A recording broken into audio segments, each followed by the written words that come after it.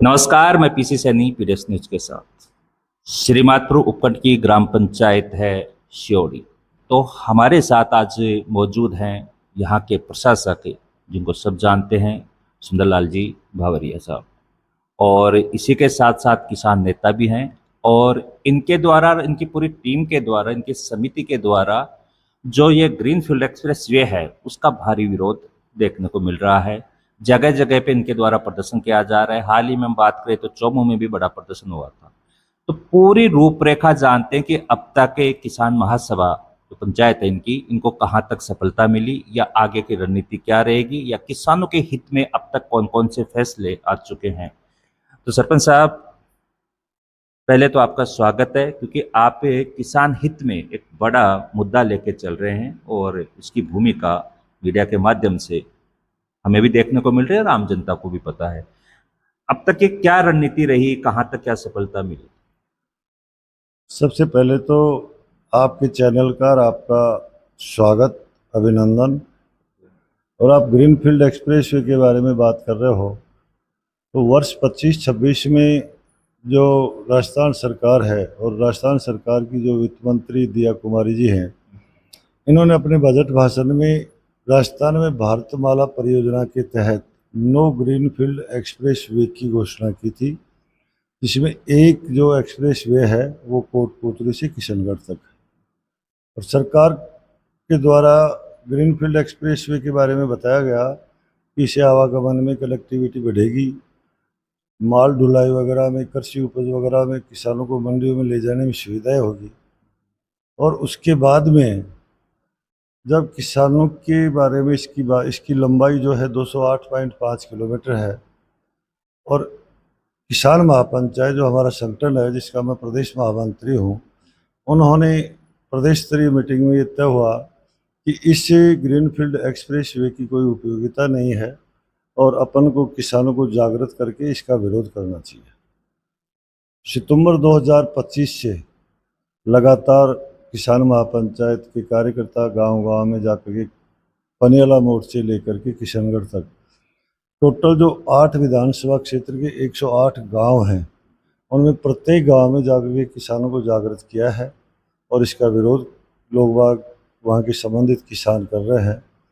ये समझ में नहीं आ रहा है कि राजस्थान सरकार और भारत सरकार जो अपने आप को डबल इंजन की सरकार कह रही है, वो किसानों की ज़मीन छीन करके, जो उत्पादन देने वाली ज़मीन है, जिससे देश की खाद्य सुरक्षा की सुरक्षा प्रदान करती है, उनकी ज़मीन छीन करके, और ये जो एक्सप्रेस वे रोड बनाई जा रही है, जो ज़मीन से 12-13 फीट ऊंचाई पर बनेगी, किसानों के खेत 2 भागों में बढ़ जाएंगे, लोगों का रोजगार छिन जाएगा, लोगों की आजीविका नष्ट हो जाएगी। भाई आपस के अंदर दीवार खड़ी होने से एक भाई इधर रह गया, एक भाई इधर रह गया, उनकी आपस में संवाद खत्म हो जाएगा। और पर्यावरण का लाखों पेड़ कटेंगे, जिसमें पर्यावरण को नुकसान होगा और इसका आम जनता को कोई भी फायदा नहीं है। ये केवल मात्र चंद लोगों के फायदे के लिए जो है ये इस रोड का निर्माण किया जा रहा है, इसीलिए किसान महापंचायत इसका विरोध करती है। अभी 2-3 रोज पहले ही चौमू के अंदर बड़ी संख्या में किसान मौजूद है और ट्रैक्टरों की बड़ी संख्या वहाँ देखने को मिली। वहाँ प्रशासन से क्या वार्तालाप हुई? वहाँ पे आपने अपना मांग पत्र भी प्रस्तुत किया था, उनमें क्या था? हम तो ये चाहते हैं आंदोलन करने की जरूरत ही नहीं पड़े, सरकार आमने सामने बैठ जाए। किसान की बात यदि सही हो तो सरकार मान ले, और सरकार की बात सही होगी तो किसान मान लेंगे। ये रोड किसी भी मामले में किसान के हित में नहीं है, प्रदेश के हित में नहीं है, इससे कोई विकास नहीं होगा। विकास के नाम पर ये सरकार मतलब अंधाधुंध जमीन अधिग्रहित करके और लोगों को बेरोजगार कर रही है, ये उचित नहीं है। इसके लिए कोटपुतली के अंदर ट्रैक्टर यात्रा के द्वारा विरोध दर्ज करवाया गया, नीमका थाना में करवाया गया, श्री माधोपुर में करवाया गया, रैनवार में करवाया गया। और आपके चौमू जो जयपुर जिले का ही एक तहसील है, उपखंड है, यहाँ के भी किसानों की 7-8 गाँव की ज़मीनें जा रही हैं। यहाँ किसान महापंचायत के द्वारा एक ट्रैक्टर रैली का आयोजन किया गया था। और हमारी मांग केवल मात्र प्रशासन के सामने, जो जिला कलेक्टर महोदय पधारे थे, उनके सामने हमारे राष्ट्रीय अध्यक्ष आदरणीय रामपाल जाट साहब ने एक बात रखी कि सरकार संवाद तो करे कि भाई ये रोड किसानों के लिए किस मामले के अंदर फायदेमंद है, या किसान की आजीविका छीन करके उसको रोजगार छीन लिया जाएगा। तो जिला कलेक्टर महोदय ने आश्वस्त किया है कि मैं 7 दिन के अंदर सरकार से वार्तालाप करके और आपस में जो रोड बनाने वाली जो एजेंसी है उसकी और आपके किसानों की वार्तालाप करा। अगर सरकार टेबल पे बातचीत के लिए नहीं आती है तो किसान महापंचायत का क्या कदम रहेगा, क्या रूपरेखा रहेगी? किसान महापंचायत हमारा जो संगठन है वो सत्य, शांति और हिंसा के आधार पर चलने वाला है। हमने पहले भी ऐसी कई बातें उठाई हैं किसानों के हित में। किसानों के हित में कई बातें सरकार को झुकना पड़ा है। हमारा आंदोलन जो है वो 7 दिन जब पूरे हो जाएंगे तो 8वें दिन या 9वें दिन या पहले भी हम समीक्षा करेंगे ट्रैक्टर रैली कल परसों जो चोमो में हुई है उसकी, और उसके बाद में जो समीक्षा बैठक के बाद में आगे की रणनीति भी तय होगी। और किसी भी सूरत में किसानों का जो नारा लगा रहे हैं किसान कि जान दे देंगे, ज़मीन नहीं देंगे। और सैनी साहब, इसके बारे में मैं आपको निवेदन करूं, इस भारतमाला परियोजना जो में एक जो प्रस्तावित एक्सप्रेस वे है ब्यावर के पास में मसूदा जो उपखंड है, वहाँ के एक किसान, नयापुर गांव का एक किसान था, उसके एक किसान ने, उसकी 10 बीघा ज़मीन उस ग्रीनफील्ड एक्सप्रेस वे में जा रही थी, उसके एक किसान ने डिप्रेशन में आकर के आत्महत्या कर ली। उसका बोरिंग भी जा रहा था, उसका रोजगार भी छीना जा रहा था। अब उस परिवार के अंदर हमारे राष्ट्रीय अध्यक्ष और किसान महापंचायत की टीम वहाँ की जाके आई है। उनकी आर्थिक स्थिति बड़ी बदहाल है, कोई सोर्स ऑफ इनकम उस परिवार की आजीविका के पास में नहीं है। उसके छोटे छोटे बच्चे हैं, एक वृद्ध माँ है, एक उनकी जो है पत्नी है। और सरकार को चिट्ठी भी लिखी इस मामले में कि इस परिवार को भी मुआवजा दिया जाए।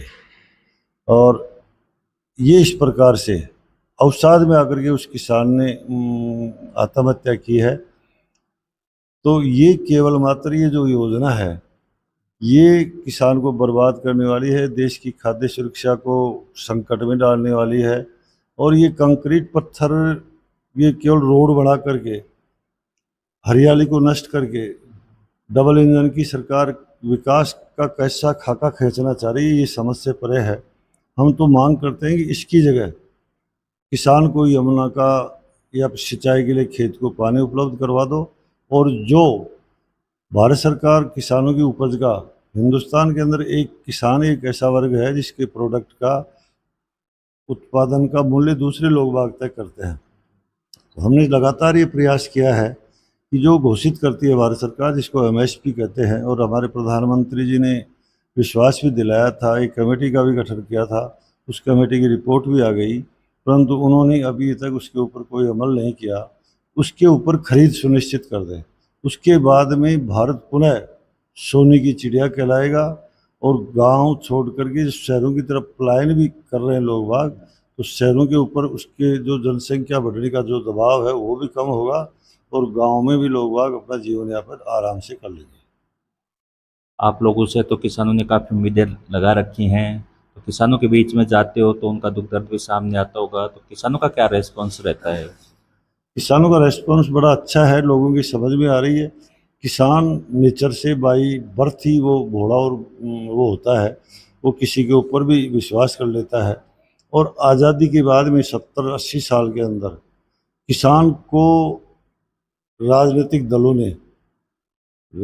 दलों में आपस में विभाजित कर दिया, तो रेस्पॉन्स तो अच्छा मिलता है। अब जैसे जैसे किसान महापंचायत के कार्यकर्ता लगातार उन गाँव के पैदल यात्रा के माध्यम से हर जगह जो सामाजिक समाघात के नाम से जो एसडीएम वगैरह की जो उन्होंने सुनवाई की है, जन सुनवाई की है, उसके माध्यम से, ट्रैक्टर रैली के माध्यम से, और जो है मतलब और कई ज्ञापनों के माध्यम से, सरकार पर्यावरण की जो जन सुनवाई थी उसके माध्यम से किसान कुछ जागृत हुआ है। और उसने अपना ज़मीन छीनने का जो है एहसास हुआ है कि हमारी जो ज़मीन छीन जाएगी, हम बेरोज़गार हो जाएंगे, हमारे बच्चे जो है वो कोसेंगे कि हमारे पूर्वज यदि हमारे लिए थोड़ा बहुत भी संघर्ष करते तो आज हम इस स्थिति में नहीं होते। तो किसान जाग रहा है और अच्छा रेस्पॉन्स मिलता है।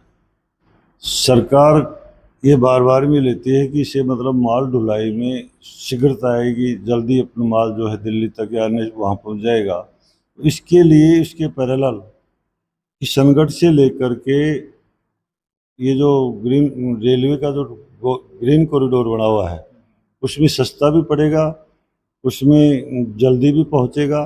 और पत्थर जैसे ग्रेनाइट वगैरह किशनगढ़ से जाएगा या और अन्य कोई जैसे मान लो जो पत्थर है वो जाएगा।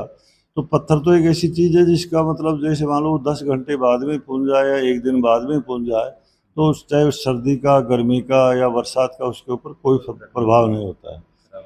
हाँ, तो इसकी कोई उपयोगिता नहीं है।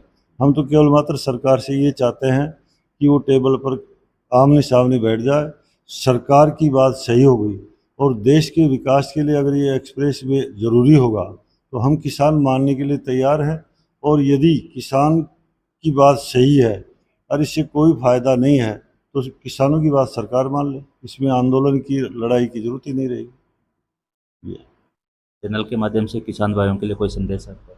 किसानों से एक ही अपील है कि वो राजनीतिक दलों को छोड़ करके अपने हित को पहचाने और केवल मात्र किसान की जो मांग है कि खेत को पानी, फसल के दाम और युवाओं को काम, उसके ऊपर राजनीतिक पूर्वाग्रह से दूर हट करके एक मत होकर के संघर्ष करे और अपने हित के लिए मतलब सरकार को झुकाए।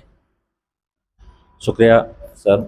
तो अभी इस इंटरव्यू के माध्यम से हमने सुना है किसान महापंचायत राजस्थान प्रदेश महामंत्री सुंदरलाल जी भवरिया को, जिन्होंने स्थिति स्पष्ट की है कि किसान महापंचायत क्या चाहती है। किसान महापंचायत सरकार से टेबल पर बातचीत करना चाहती है और ये जानना चाहती है कि ये जो एक्सप्रेस वे है ये किसानों के लिए किस तरह से फायदेमंद है, यही वो बताएं, यही चर्चा वो करना चाहती है। खबर में इतना ही। मैं पीसी सैनी।